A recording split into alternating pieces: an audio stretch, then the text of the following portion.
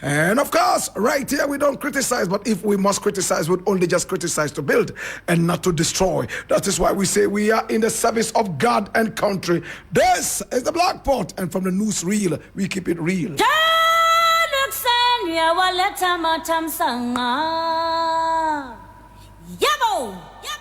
And today, my brother, my sister, we have a number of things to look at, and I needed to come along, so we do this together.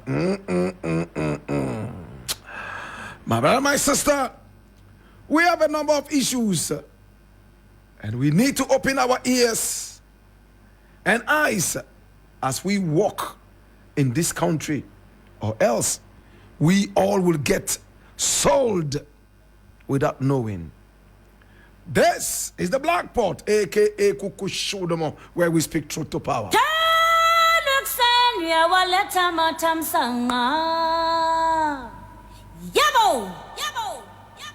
Now, the very first story I am looking at today is a very interesting one.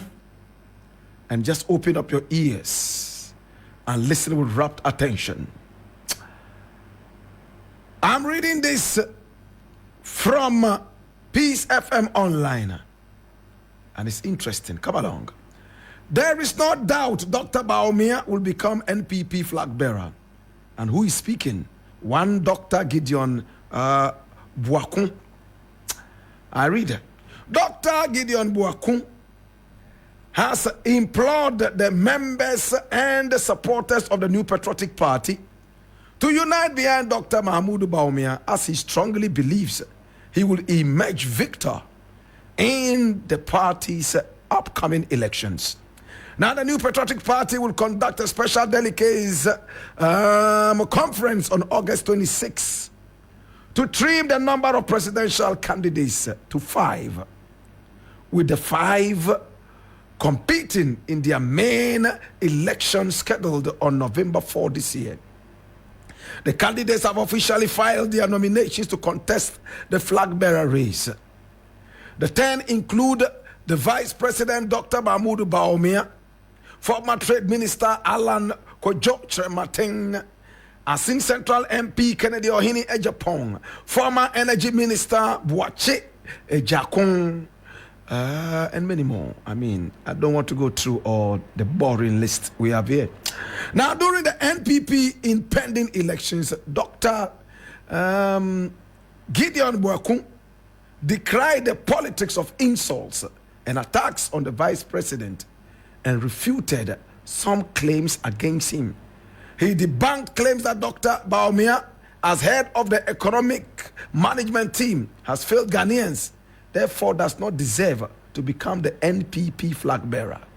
To him, Dr. Bawumia is not to blame for the economic woes, but ever since he was identified by former President John Agyekum Kufuor, who made him deputy governor of the Bank of Ghana, and by the incumbent president Nana Addo Dankwa Akufo-Addo as his running mate, the vice president has proven beyond doubts his competence and commitment to the New Patriotic Party and towards Ghana's development.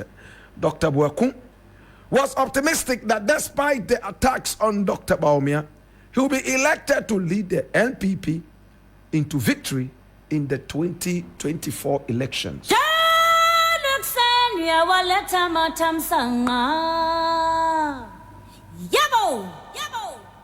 I was trying to find out who exactly Dr. Gideon Buakun is, but this write-up does not tell us exactly who he is, except to say that, or to imply that he is a member of the ruling New Patriotic Party and also an avid supporter of the failed Vice President, Dr.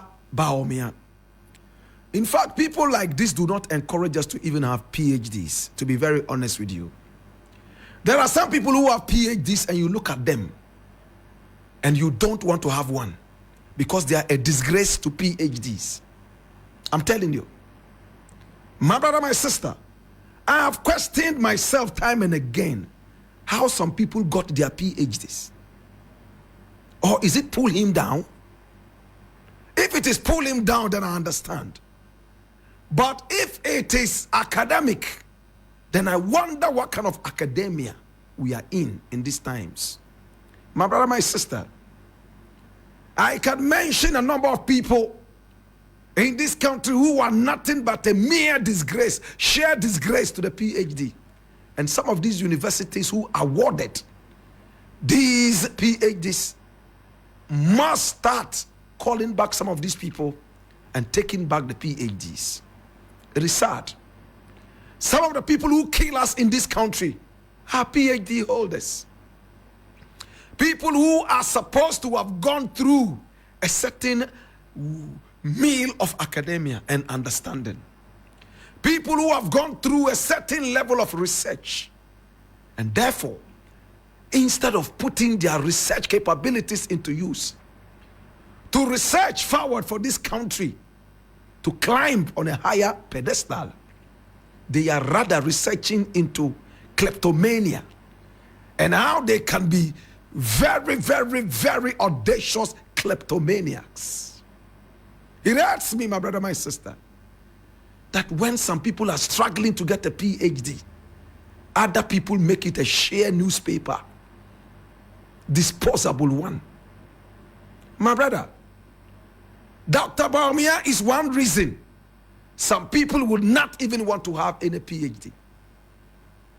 This man sitting here is another reason many people might not want to have a PhD.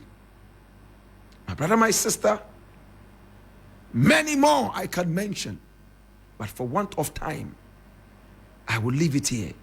Hear me now, brethren.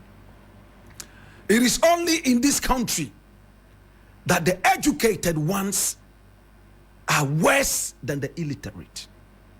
It is only in this country that the educated people behave like some entities in the jungle. Bawumia has been the leader of the economic team. What has been his achievement? Look at the downward trend. It was a downward spiral, headlong into an abyss, bottomless.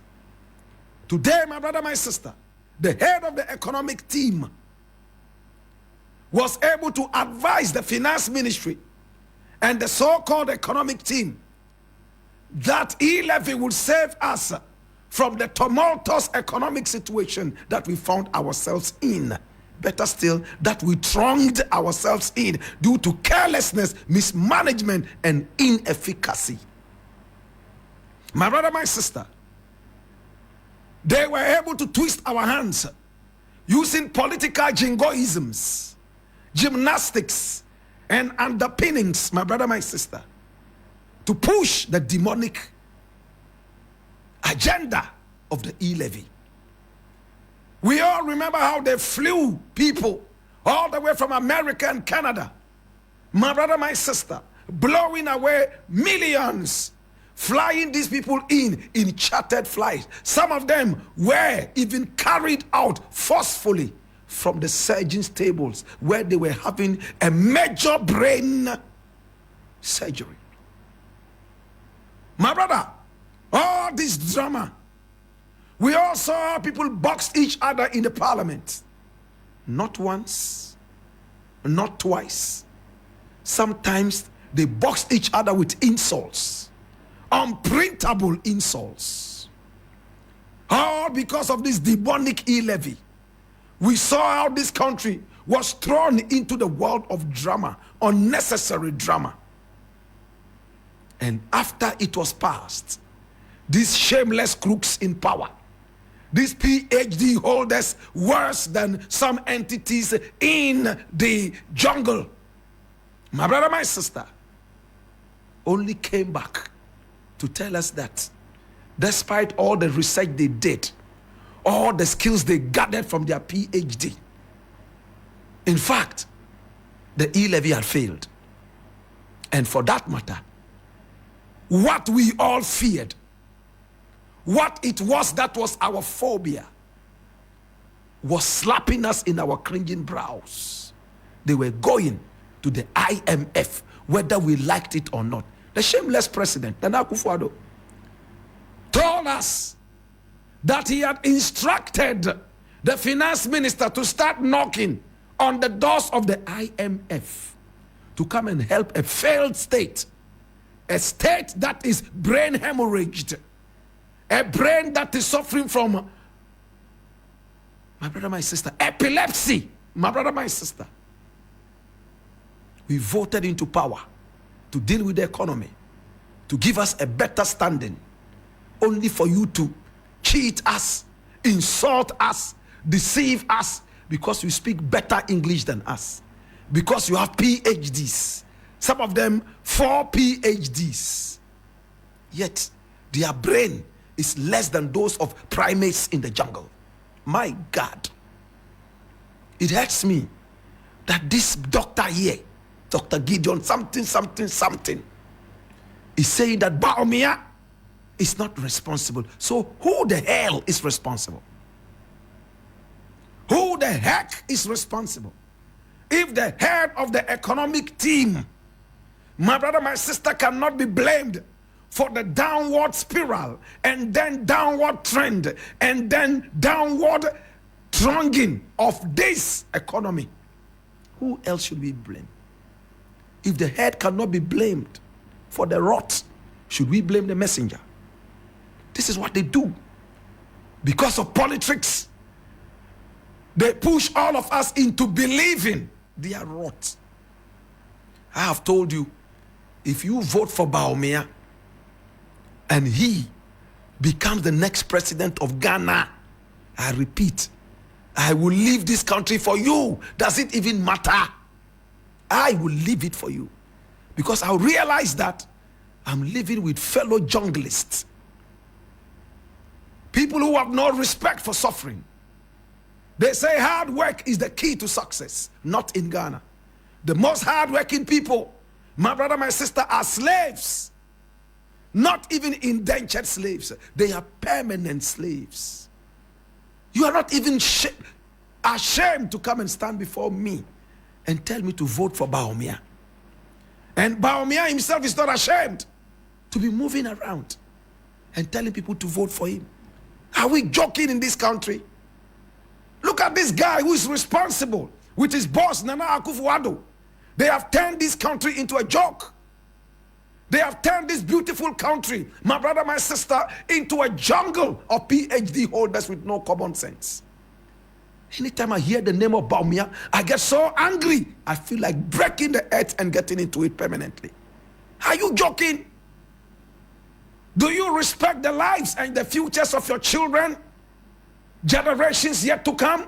Head of the economic team cannot be blamed for the nonsense that is happening to our economy. Yet when the economy starts to boom, he's the first person to take the credit. My brother, my sister, these people are joking with us. Sometimes I wish they were in Niger. All these dirty PhD holders, all these economic team leaders and heads, I wish they were in Niger.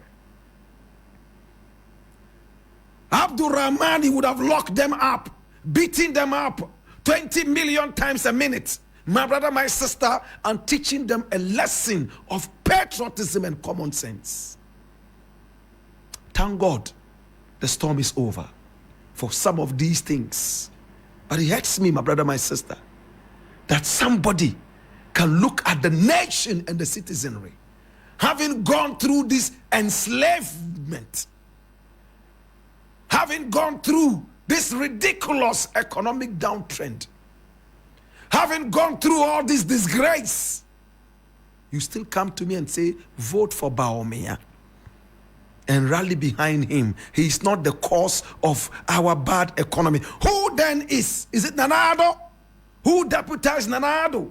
Who is the head of the economic management team? Lord God have mercy. Are we serious as a nation? Now Canada, Japan is leading, as we've been told all over. If Canada, Japan is leading, it tells you what kind of party we have in the NPP. That means the people do not trust all you PhD holders. The people do not trust all your bookish nature. They want a man who has less book. They want a man whose mainstay is insults. A man who at least will tell them the truth, but he will insult them. To all you diplomats, To God be the glory. May God save Ghana from these dirty PhD holders.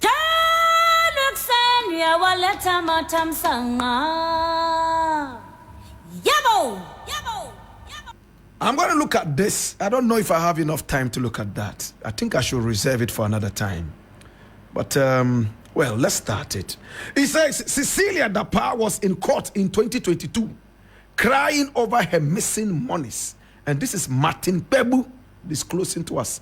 Lawyer Martin Kpebu has alleged that former sanitation minister Cecilia Dapaah has appeared in court crying over missing monies running into millions of Ghana cedis. Kpebu said he was privy to more of the facts around the Cecilia Dapaah missing millions than are in the public domain due to his privileged position as an officer of the courts. Madam Dapaah has been crying about this money, and I can say so. She has been crying about this money. This matter has come to court last year. Madam Dapaah has come to testify. She was crying about that money. She told TV3's Key Points program host. He continued that Mrs. Dapaah had been cautioned against making the case a police case due to the sums involved, but that she turned deaf ears to the appeals in some instances made by the lawyers. Well, oh, you are. My brethren is in the house. Eric Mawena Egbeta is today wearing a